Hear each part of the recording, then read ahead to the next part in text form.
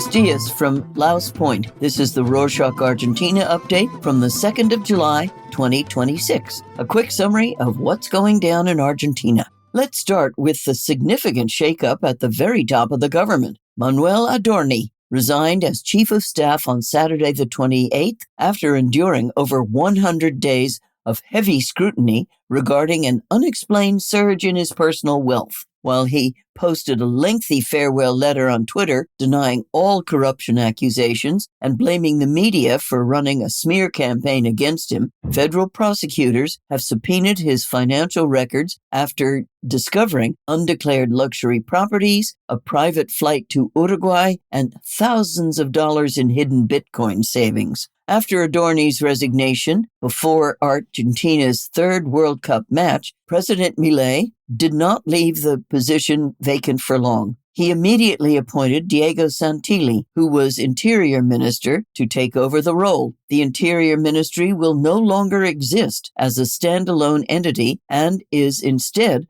being absorbed directly into the Chief of Staff's office. Santilli, a seasoned career politician with deep ties to the pro-party, is expected to bring some much-needed political expertise to a cabinet that has broken records for high turnover. Since we mentioned the president, his schedule was completely rearranged by this cabinet shakeup. Milei canceled his scheduled trip to Paraguay for the Mercosur Leaders Summit so he could stay in Buenos Aires for Santilli's appointment. While the official line is that he chose to focus on domestic affairs, insiders note the move conveniently allowed him to avoid an awkward encounter with Brazilian President Lula da Silva, given their deep ideological differences. Instead, Pablo Quirno, the foreign minister, represented Argentina at the summit. Meanwhile, Milei spent his Monday hosting Flavio Bolsonaro, the son of Jair Bolsonaro and Lula's main contender for the upcoming Brazilian elections, at the Olivos residence, adding a bit more fuel to that regional diplomatic fire. Back to the topic of the FIFA World Cup, Argentina's national football team wrapped up its group stage matches with maximum points after a convincing 3-1 victory over Jordan on Saturday the 28th. Lionel Scaloni, the head coach, used the match to experiment benching superstar captain Lionel Messi for the first hour to give 7 rotation players their tournament debuts. Giovanni Lo Celso opened the scoring with a brilliant free kick, followed by Lautaro Martinez's penalty before halftime. But the stadium completely erupted when Messi subbed on and curled in a signature free kick to seal the game. This goal extended Messi's historic all-time World Cup record to 19 goals. The reigning world champions are now packing their bags for Miami, where they will face tournament underdogs Cape Verde in the knockout rounds on Friday the 3rd. Speaking of international news, a horrific natural tragedy has struck northern South America. Venezuela was hit by devastating twin earthquakes measuring 7.2 and 7.5 magnitude, leaving more than 1,700 people dead, thousands injured, and an estimated 50,000 missing under the rubble. The disaster has hit home in Argentina, where local footballer Lucas Trejo, who plays for a Venezuelan club, tragically lost his wife and children in the collapse. The foreign ministry has also confirmed that 6 Argentine citizens are among the dead. Despite the incredibly frozen and confrontational diplomatic relations between Buenos Aires and Caracas, President Milei swiftly authorized a task force to send rescue teams, medical personnel, and humanitarian aid to help the Venezuelan people. Now here's an update on the administration's ongoing battles with public institutions. The Supreme Court delivered a blow to the Milei administration on Thursday the 25th by upholding a lower court ruling that mandates the full implementation of the university funding law. Congress originally passed the bill last August to guarantee operating budgets and adjust salaries for professors and university staff. Milei had vetoed it to protect his zero-deficit goals, but Congress overrode his veto, prompting the administration to pass a decree freezing the funds anyway. The High Court's decision means the government must legally honor the funding and student programs while the broader legal merits are reviewed, putting pressure on a recent separate salary agreement reached between unions and the Human Capital Ministry. On that note about technology and global alliances, the government has officially aligned itself with Washington's tech strategy. Argentina has joined Pax Silica, a U.S.-led international coalition designed to secure supply chains for advanced artificial intelligence by protecting semiconductor manufacturing and critical minerals amid the technological Cold War between the United States and China. Local economists view this as a rare opportunity to boost Argentina's knowledge economy, which recently raked in $10 billion as the country's third largest export cluster. While the government looks for high-tech investments, it is also plotting a highly secretive financial scheme to pay down its heavy sovereign debts. Word has leaked that Argentina is preparing to launch a Golden Passport citizenship by investment program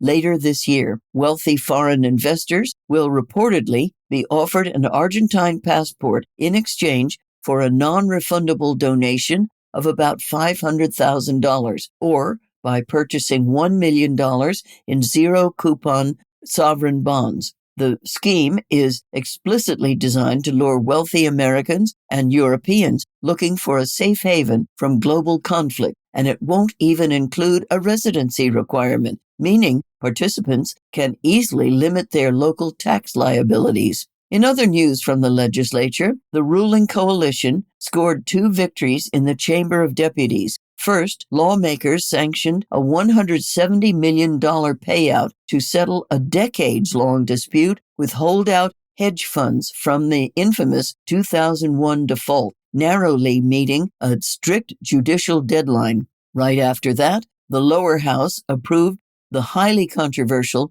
Super Rehi bill. This law grants extraordinary tax, customs, and foreign exchange benefits for 30 years to foreign companies investing over $1 billion in entirely new high-tech industries. Opponents slammed the bill as a giveaway to anonymous corporate giants, but the government managed to pass it after agreeing to require that 20% of project inputs be sourced from local suppliers. This legislative push to deregulate and attract tech giants reflects a broader philosophical alignment inside the administration. Writing for the Buenos Aires Times in English, Agustino Fontevecchia explores the intersection of algorithms, artificial intelligence, and Milei's narrow ethical worldview. To read the full piece, check out the link in the show notes. Back to the topic of investments, the central bank has significantly modified banking regulations by allowing local companies that do not generate export revenues to take out loans in dollars. This undoes a strict restriction put in place after the 2001 banking collapse, which was meant to prevent businesses from taking on foreign currency debt without a natural hedge against devaluation. The government is making this move to put to work the mountain of idle dollar deposits that locals brought back into the banking system following recent tax incentives. However, credit rating agencies have already issued warnings, noting that the system will now be heavily exposed if the peso experiences sudden exchange rate volatility.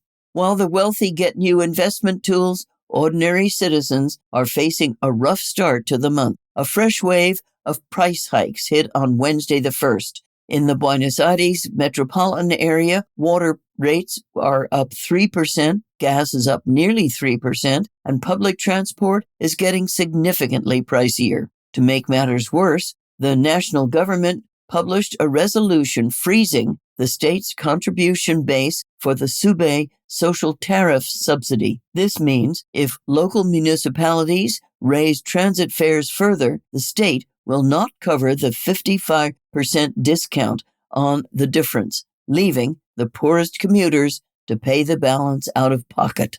On a brighter note for families, the Ministry of Human Capital presented some good news regarding primary education. The results of the nationwide Aprender 2025 exams revealed that nearly 77% of sixth grade students achieved satisfactory or advanced levels in literacy and language skills. This marks the highest academic performance recorded in the last decade. The data showed significant literacy improvements across all socioeconomic levels, with the most dramatic academic advances occurring in vulnerable schools that are part of the National Literacy Plan. And that's it for this week. Thank you for joining us. Anything to ask or tell us? info@rorschach.com. Nos vemos la próxima semana.